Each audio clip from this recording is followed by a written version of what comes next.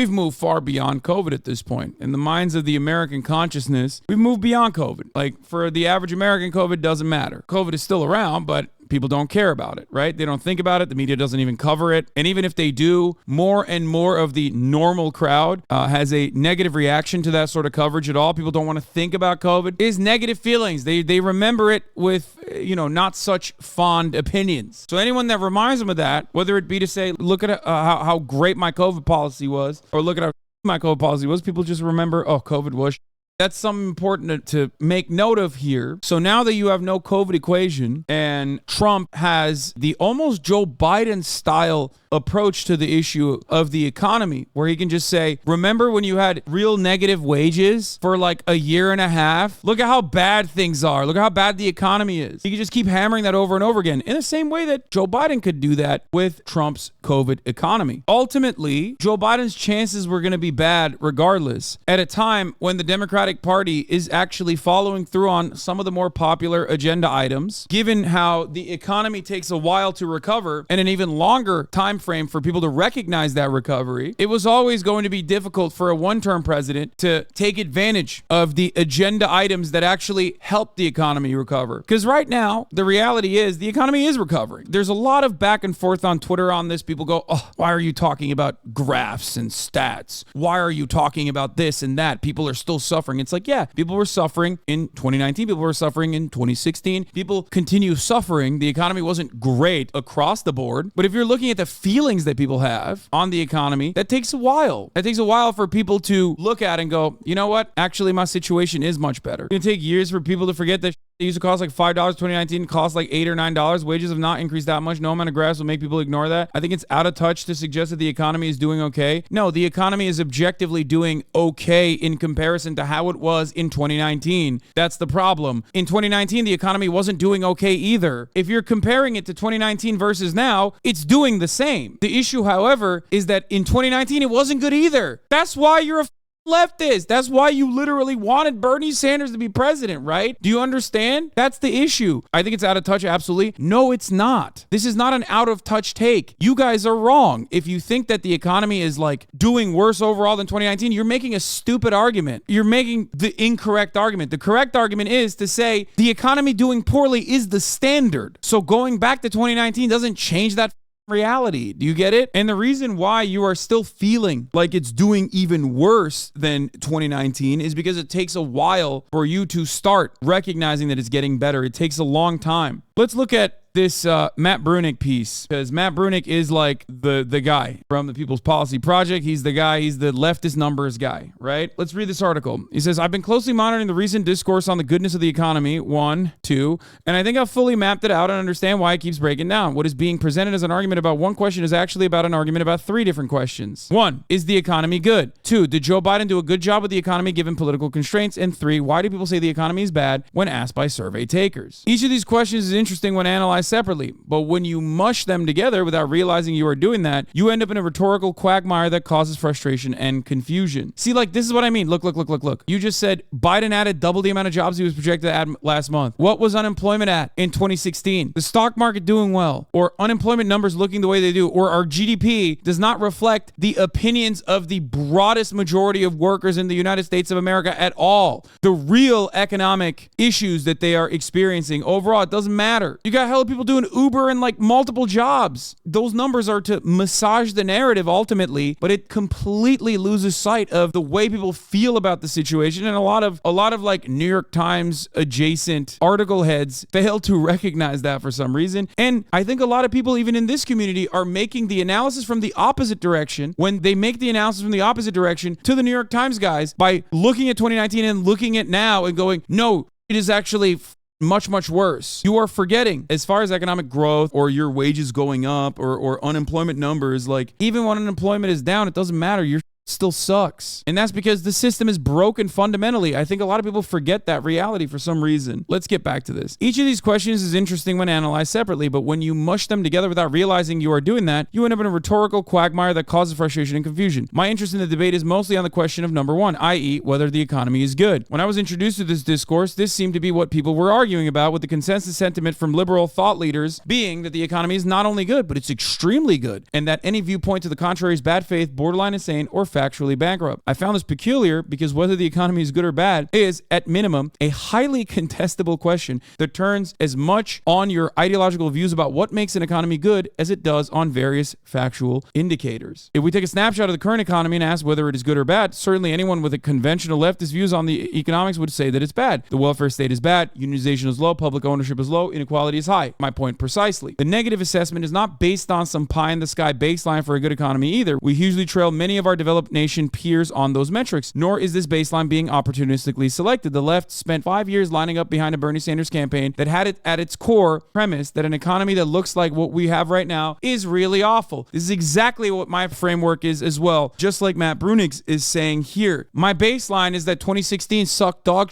for many workers, and you have blinders on, or I guess these like rose-colored glasses on when you look back at 2016 thinking that it's much better, but it's not. If we look only at the recent changes in the economy, what we see is a very mixed bag. On the one hand, the recovery from the COVID recession has increased employment and compressed the wage schedule, both good things. This is true. On the other hand, the rollback of the COVID welfare state has seen free school meals eliminated, cash benefits for the poorest kids eliminated, 10 million people kicked off Medicaid, and the return of our completely dysfunctional unemployment benefit system. Bad things. The question of how exactly to combine these conflicting developments to generate a net assessment of recent changes presents the usual incommensurability problems and therefore heated debate. My simple attempt to net this all out by looking at recent developments in disposable income is presented in a graph below. This disposable income concept includes labor market and welfare state developments in it, but it does not fully settle the debate either. Here's the percent of individuals whose real disposable income increased or decreased from prior years. Since 2020 onwards, you have 55% or almost 60% of individuals whose real disposable income has decreased. This, by the way, is reflected in the K-shaped recovery that you saw in the midst of COVID, even with all of the money pumps that people got in the form of unemployment insurance and many other ways of taking off some of the financial burdens, like the freeze on student loan debt. Lol, so this is the political version of girl math. You think that factoring in the American welfare state is girl math? Every other OECD nation, and you look at their confidence in the government, you look at their social mobility, all factors that you have to consider, like neoliberal economists consider when looking at the American economy. Even the right-wing or conservative or capitalist, pro-capitalist guys, they're not even doing girl math. They just have a different metric of success, one that actually makes it seem like the situation is fine, no matter how dire it seems for many others. I think it's perfectly valid to make this assessment off of,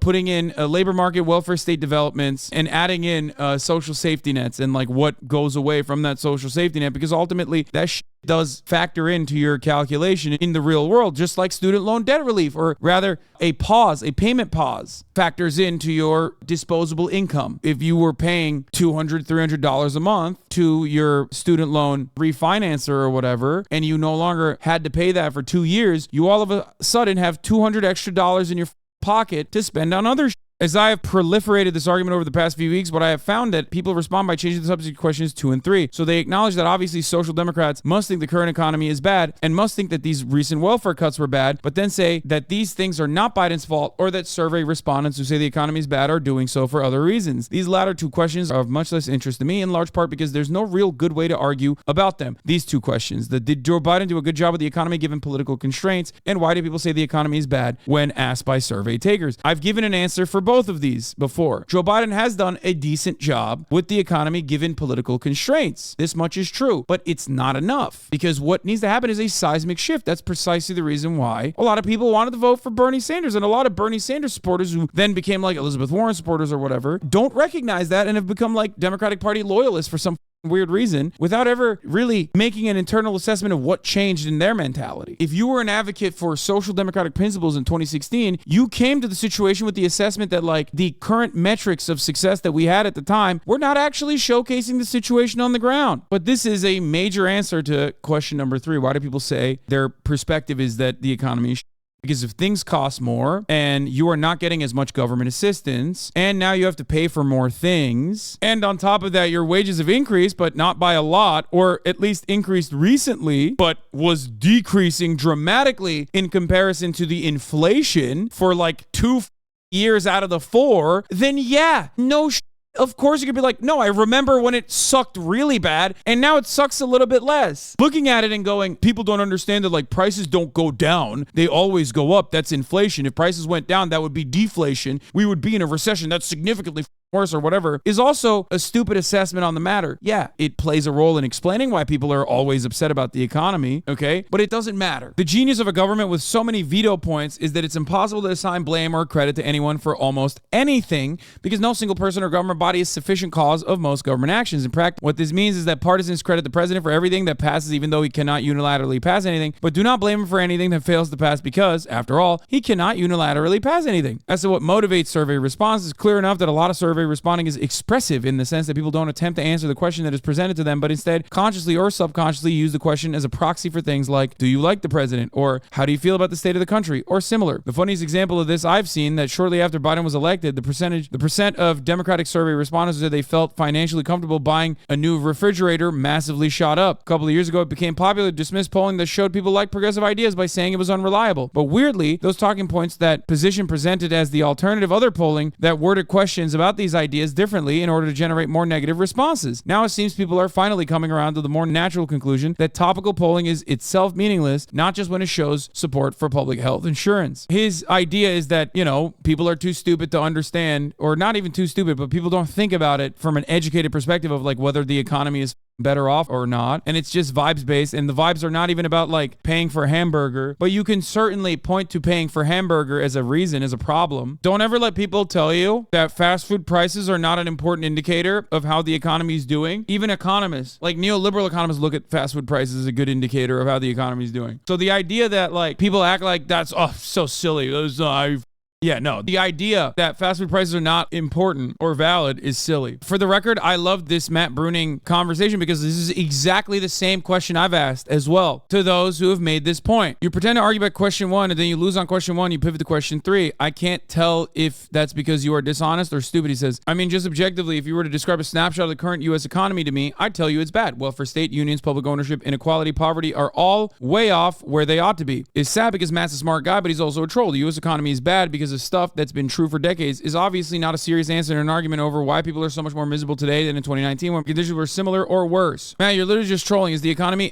good as compared to all possible economies over any period of time? Is an absurd question no one is asking, except as a device to arrive at the answer. No, it's not how real people think about this. That's analyzing is the economy good by applying your own framework for analyzing the economy. In my case, a social democratic framework is not absurd. And it apparently is so destructive to what you are doing that you pretend I'm doing something totally different. Based on your framework for what makes an economy good, do you think that the economy is good? Question mark. Don't pivot to how people are lying to survey takers and how Biden did the best he can. I want an applying of Stansel's ideology on the economy. To which Will says, yes. Was that not clear the first 3,000 times? To which Matt responds, so you've repudiated your prior belief that the economy needs big structural change to be good, which is a great question to ask someone who defended Elizabeth Warren. Why were you an Elizabeth Warren supporter then? It makes no sense. Why didn't you support Joe Biden unconditionally from the jump? There's no need to vote for Elizabeth Warren. There's no need to vote for Bernie Sanders if you think that, the economy is good and it will continue being good under Democratic leadership. Why would you ever push for a change? Also, Biden and Trump's economies are essentially identical and they're both good by Stansel's ideology, which I must assume is fiscally conservative neoliberalism. So it then shouldn't matter who is president or in Congress as far as the economy goes. Yes, this is what I was getting at in the last tweet. Stansel has decided that he can say 2023 looks good, a lot like 2019, to prove that the economy was good. But actually, Stansel's position in 2019 is that the economy was bad and we need big structural change to make it good. Matt, basing your entire rebuttal around imputations of my views from the fact that I like Elizabeth Warren is not doing a good job of proving that you're not a Bernie dead-ender whose brain was melted by your guy losing 2 consecutive primaries, which is ridiculous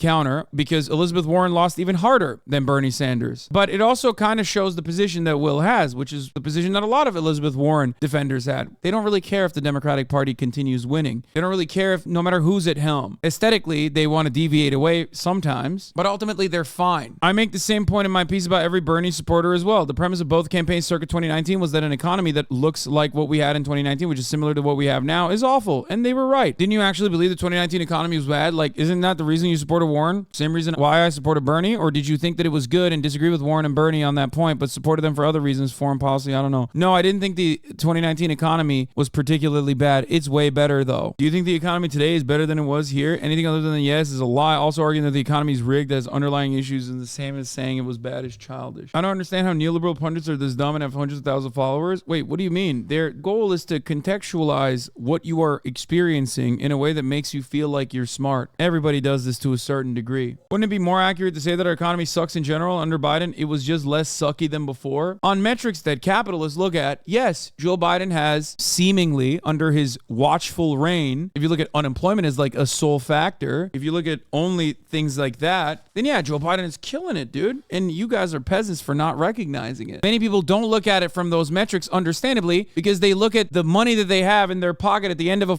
month. And from that front, it takes a while to even assume or recognize the recovery. It takes a long time. We often talk about how Democrats will come in and actually apply neoliberal principles, or not neoliberal principles, but like do a little bit of social safety nets and like balance the budget or whatever. Republicans will come back in and take advantage of that every single time. Democrats come in and engage in the ratcheting effect, keep a lot of the social provisions in place or social regressions in place, refuse to push on that front, fix up the economy a little bit, sometimes even make permanent a lot of the awful policy measures of like reducing the tax burden of the top earners in this country. It takes a while for people to recognize the recovery of the Democratic Party. Session over, and if so, what did we learn from it? And why is there still a gap between vibes and hard data? If you looked at just hard data, you'd think that the economy is booming. Retail sales are up, GDP is flying, and the labor market is strong. But the vibes are sending a different signal, confusing one, in which people think their financial situation is good, but the economy is getting worse at the same time. Can you be generally happy with your personal financial position and still think the economy is going in the tank? For a broad section of Americans, apparently so. You are never going to convince that the economy is doing wonderful. Healthcare costs are unimaginably high, which is part of what factors into your real wages going up. You don't actually see it in your pocket. Rent is out of control. Healthcare is out of control. Grocery prices are certainly higher, but that's not the major consideration here. A lot of people hyper-focus on the grocery prices and go, oh, dude, like this is $90 now. Like, oh, look at my grocery bag. It's so expensive. No, the real issue that there's no diversity for. Like, you have to be stuck with these big purchases, big ticket items, okay? Health insurance is unimaginably expensive. When your company is paying for that percentage of your health insurance being unimaginably expensive, it looks like your real wages have gone up because that's a part of your benefits package. But you didn't see that in your pocket. Buddy, what the are you replacing groceries with? There are cheaper alternatives. There's significantly more cheaper alternatives to food items that you're purchasing. And the price increase, the inflation increase on groceries and food items is marginal in comparison to what I'm talking about. It's still high, but it is marginal in comparison to what I'm talking about. And the real reason why people don't understand, like, well, real wages are going up is because, yeah, a part of your compensation is your benefits. And your benefits package directly, seemingly goes up because healthcare prices are higher, insurance prices are higher, and your company is paying for that. So when your company's paying for that insurance price, you don't even think about that because that never comes into your pocket. You never think about that. That's a major flaw in our analysis. But think about all the amazing benefits. Well, the irony is those benefits are not changing. They're not different than the year prior. They're the same. They're still dog.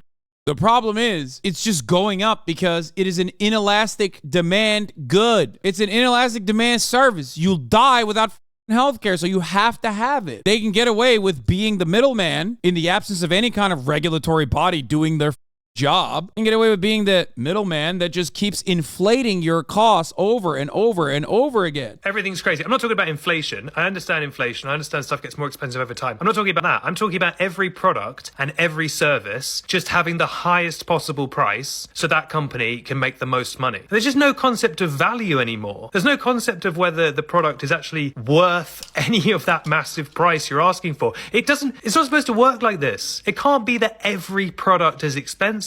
Some products are better than others. It used to be if you buy a really fancy sandwich, that sandwich is more expensive. Now every sandwich is expensive. It doesn't make any sense.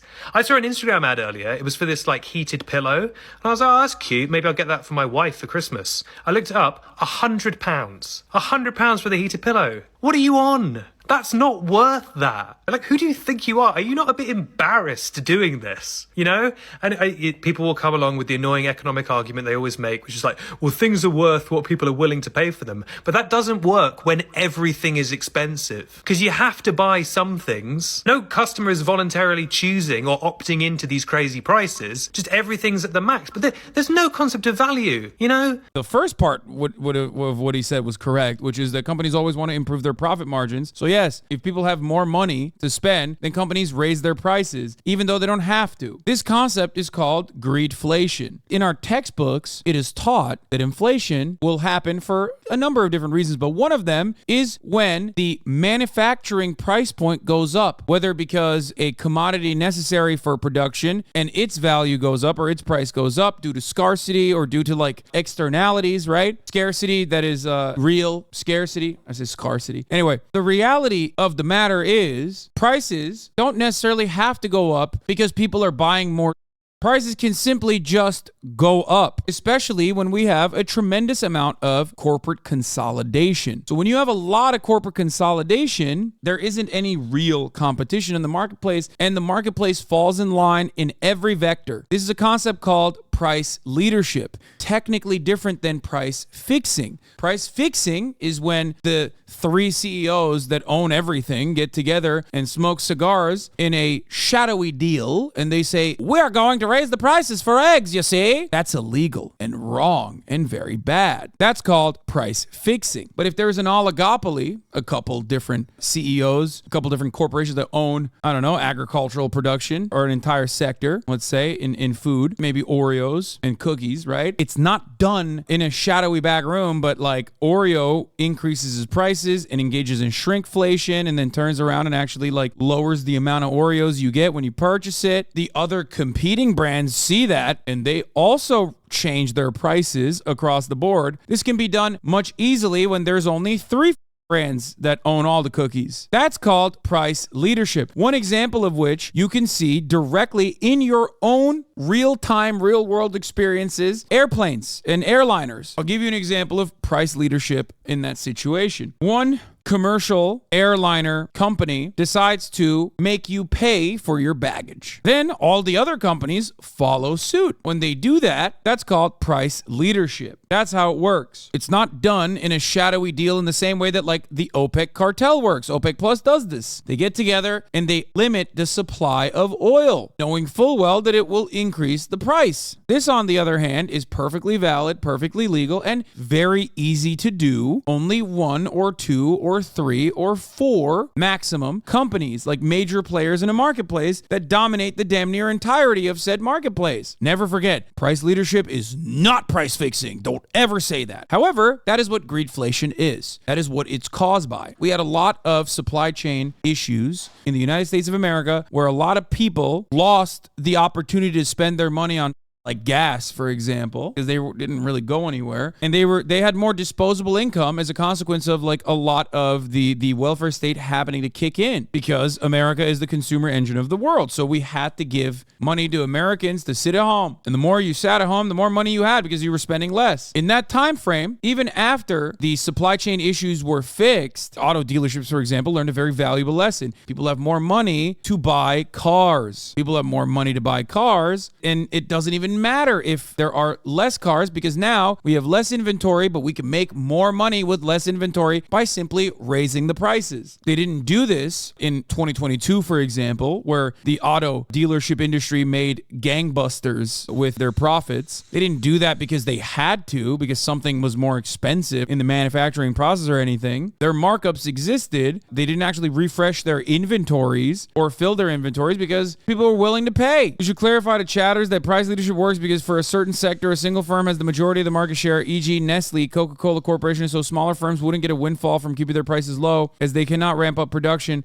They are directly incentivized to raise their prices along with the leader. This works with no communication between the firms. Yes. And the more corporate consolidation occurs, the more the top industry leaders actually literally do that. They don't even compete with one another. They just follow suit. They follow the leader, whoever has the courage to engage in shrinkflation. Here, I'll give you another example. A lot of people think like the economy operates with this super reasonable goddamn boundaries. Why the did everybody gut the tech sector? Why did so many tech companies, regardless of the fake money that they were getting, did they gut the tech sector because of the interest rates going up? That certainly had an impact on the tech sector. But the major reason why so many layoffs occurred was because they were just following other companies that were laying off. So the expectation from their shareholders was lay off people, find people to lay off immediately. Obviously, Meta had good reason to, I guess, lay off certain parts of their company, but plenty of places didn't. Twitter is another good reason. Twitter is another company that didn't need to gut their entire workplace and work the H-1B visa recipients to the goddamn core and put the website on its on a skeleton. They did not do this due to rational acts. These are not rational actors. They're operating on radical principles. What are you talking about? They absolutely needed to lay off their employees. Lamont, all the advertisers pulled out. What are you talking about? Advertisers pulled out after. Elon Musk came in and the first thing he did was literally rip the moderation cord off, take Twitter off of its wheels. What the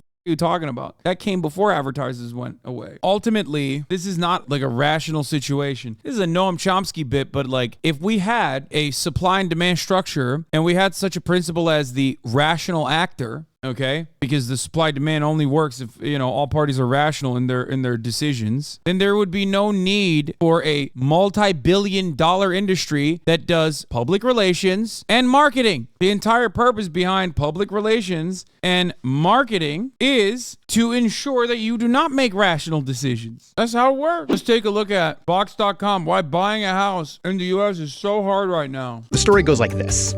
Money by itself loses value over time. That's inflation. But if you own your home in the US, you own an asset that is appreciating in value. Buying it probably required you to save a bunch of money and also borrow a lot of money, which you need to pay back over time, as opposed to renting your home, which basically just requires rent. But now you own it. It could be collateral if you ever need money, like to start a business or to send your kids to college. One day you might sell it for more than you bought it, but also stability, peace of mind. So that you may maintain your place in society. You get it.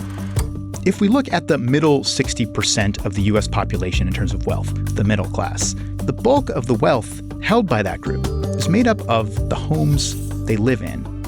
It's a big part of why we think of homeownership as the ticket. Bro, this is bar for bar what I say all the goddamn time. A big part of the reason why housing cannot get realistically solved under democratic organization is due to this reality that Americans, it's not just BlackRock or whatever, purchasing up all the houses or whatever. It's because Americans associate their wealth, understandably, with their housing prices. And there's a ton of homeowners who literally are just so deeply tied to their home prices constantly going up because that's their only metric of wealth. The value of their property goes up. The amount of money they can take out against that property goes up. One day they could sell it. That's how this works. Get to financial stability in the US, to securing and then building your own wealth.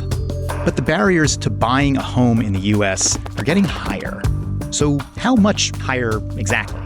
And if you can't buy a home, what does that mean for your future? This guy said, you talking to a man in a $3 million home? No, you're talking to a man in a $400,000 home that paid $3 million for his $400,000 home because of exactly the same housing market considerations that occurred that made it impossible to for the average Joe. The house that I'm inside of is not a $3 million chateau. The only thing that makes it that way is because I'm in Los Angeles, the heart of Los Angeles, in West Hollywood specifically. It's virtually impossible to get a reasonable house because housing is not determined by the actual size of it or the amount of labor that went into it or the commodities used to make the house. It is determined by the scarcity of land. So first, let's go back to the median U.S. housing price over the past 50 years, up to 2022. Now add income onto it. Yeah. Median wages have not kept pace with the increase in the cost of housing. This is Michelle Dickerson. She studies why it's become so hard for lower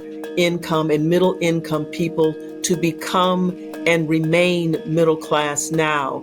Let's go back about 50 years and look at a couple whose household income is exactly the national U.S. median at that time. In 1972 money, about $10,000. Imagine, right?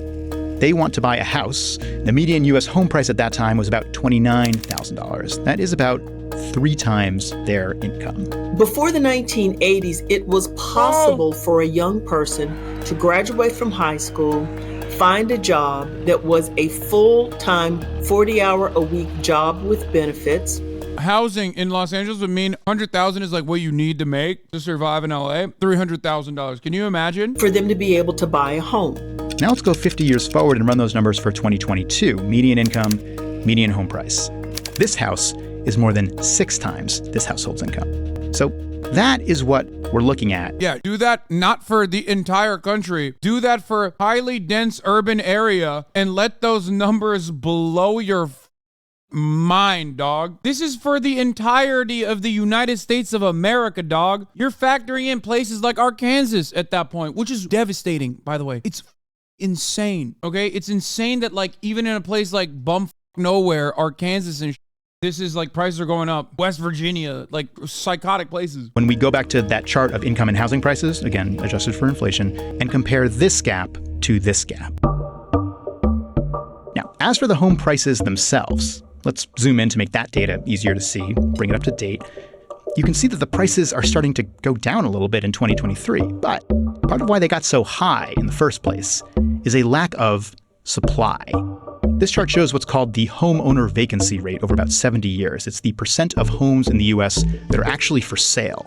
And it's currently the lowest since we started collecting data. And that is partly the result of restrictive zoning laws. Locally set rules all across the US that regulate things like where homes can and can't be built, how many units a building can have in it, and how densely housing can be built. It leads to fewer homes getting built, which It's definitely not the only reason, or the biggest reason even. It's also what kind of housing you're building. They already mentioned what the problem is. Like, one of the major issues is homes are seen as an investment vehicle, the only investment vehicle that has stability. Zoning laws are definitely a part of the problem. There are places where you see zoning laws get gutted. I'm in favor of gutting. You don't actually see the housing prices go down. The type of housing that's being built necessarily, Hasan is in favor of deregulation. Yeah, I've said that before. There are certain aspects of deregulation that is good. Like, for example, not being allowed to build buildings. Are you kidding me? Are you out of your mind? Zoning laws are dog when it comes to densely packed urban areas. What are you talking about? It's ridiculous. But it should also maybe cause you a little bit of cynicism when you see your favorite, like, armchair urbanist account that you follow from the Netherlands advocating for the same position as, like, Larry Elder. I'm not even on Not Just Bikes. Not Just Bikes, I don't know what his perspective is. There are a lot of people like that. I like Not Just Bikes. I'm not even attacking him. More housing, but the housing that you're making, it is like luxury condominiums that are not adjusted to, like, the average price point of the area and what they can afford, with the goal of, like, inevitably, you know, gentrifying the neighborhood and having more people show up at the neighborhood and making, like, a long-term plan of being able to maybe at some point fill it up. You're not fixing the problem in the short term. You're positioning yourself, especially when there are plenty of tax benefits that come as a consequence of building and then not being able to fill your entire inventory that you've created. You're not building to solve a problem. And in some instances, your building might even cause more problems than it set out to solve. leads to fewer homes to buy. Now, as for the homes that are for sale, that's what we're looking at here. This chart splits all homes on the market in the US into tiers by price. So these are the lower cost homes and these are the higher cost homes, and it tracks over time what percentage of the market each tier represents. You can see that over the past few years, homes that cost less than $200,000 have made up less and less of what's available, and homes above $500,000 or even $1 million are representing a greater and greater share of what's for sale. So housing in the US is scarce and it's expensive, but we're actually missing a really important piece of the story here. Let's revisit the two parts of a home purchase. First, you pay some percentage of the cost of the home up front, maybe 5%, maybe 20%, the down payment. The rest of the money you will need to borrow. This is the mortgage. You'll pay that back in monthly payments. But the size of those payments can vary a lot depending on the interest rate of the loan. This chart shows the average interest rate of a common type of mortgage over the past 50 years. In the long term, it's mostly been going down. A lower mortgage interest rate means lower monthly payments. So, while this chart of housing prices told a story of it getting harder to buy a house over time, the interest rate chart seems to tell a different story of very high and burdensome interest rates at one point and mostly lower and lower interest rates over time. So now the story is slightly more complicated. And if we look at them on the same timeline, they seem to kind of go in opposite directions. until... Yeah, bro, that's literally just the exact same thing that we just talked about with why everything under a capitalist structure is dog year over year over year. No regulation, no improvements on the housing crisis because it's impossible to fix it. Why did these lines meet in 2008? Yeah, I don't know what's going on there. Does anyone know what happened there? They don't. Let's just look at the recent not past. 2008. In 2020, a pandemic was happening and lots of people suddenly wanted to move and home prices started to shoot up. In 2022, as the US government tried to slow down inflation, interest rates began to shoot up. And now they're both still pretty high. Not only that, because a lot of current homeowners have mortgage interest rates down in this range, the 3, 4, 5% zone, it means that since selling their home might mean having to buy a new one at an interest rate up here. Chat, I'm not gonna lie, that's me right there. Like literally right there. You know, August of 2021. That's me for real, dog. Fewer people are selling their homes. It helps keep that homeowner vacancy rate low, and it keeps home prices high. And by the way, all of these barriers to home buying are exacerbated for people of color who are more likely to be denied mortgage loans, regardless of income.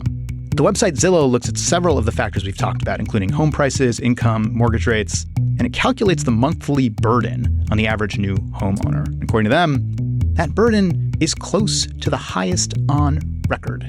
There are lots more factors at play here, but overall, especially if you're a young person in the US, it is natural to feel discouraged by the housing market. And the question then becomes, can you still somehow have this without this? Can you find some kind of financial stability even if you continue to rent where you live? Well, let's start with the obvious. This is not even always going up. Just for one example, this is the 2008 housing crisis, which was a disaster for home values.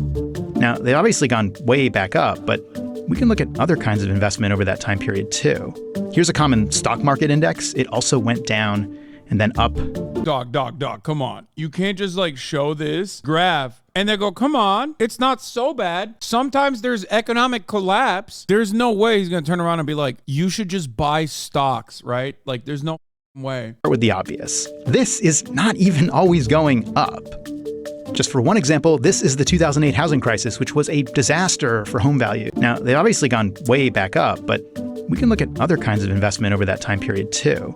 Here's a common stock market index. It also went down and then up. Now, that is an extremely imprecise comparison between two very different ways to invest, but you could also chart several kinds of investment this way, and they would all go up sometimes, down sometimes, hopefully up in the long term. But in the short term, you do not ever know what is coming next. A home is a pretty unique kind of purchase. It's a necessity that you buy at great cost. But if you look at it as a long-term investment, it's not actually that special. If you want the stable investment, you go out and invest in a nice, government bond mutual fund.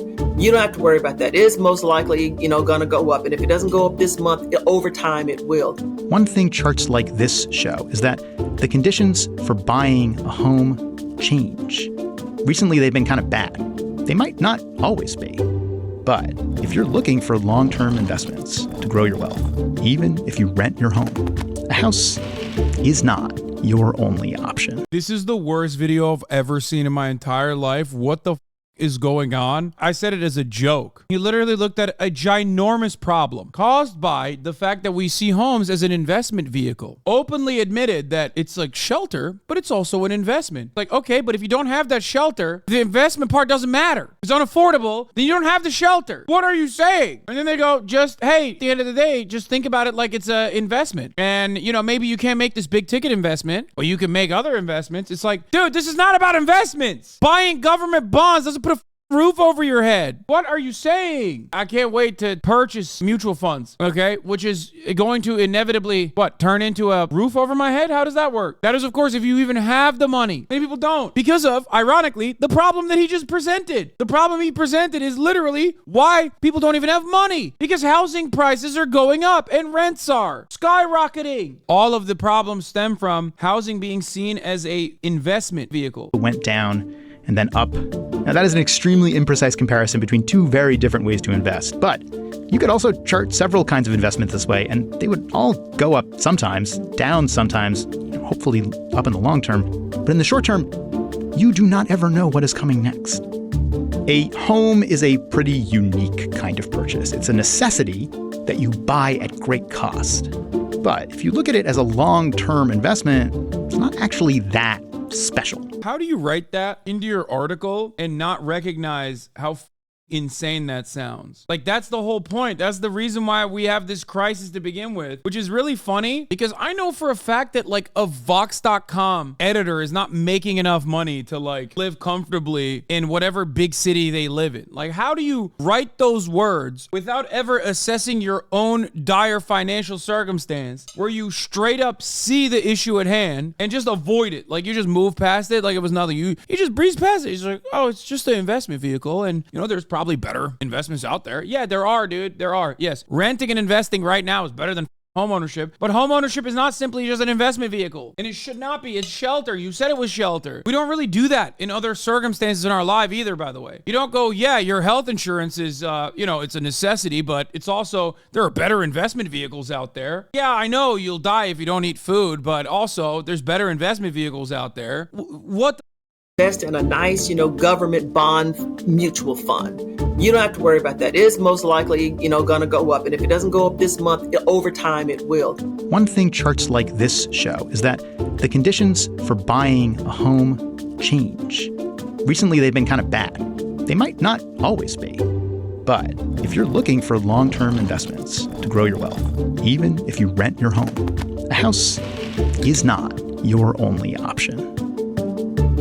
Where do people live, man? Where are people supposed to live? I don't understand it.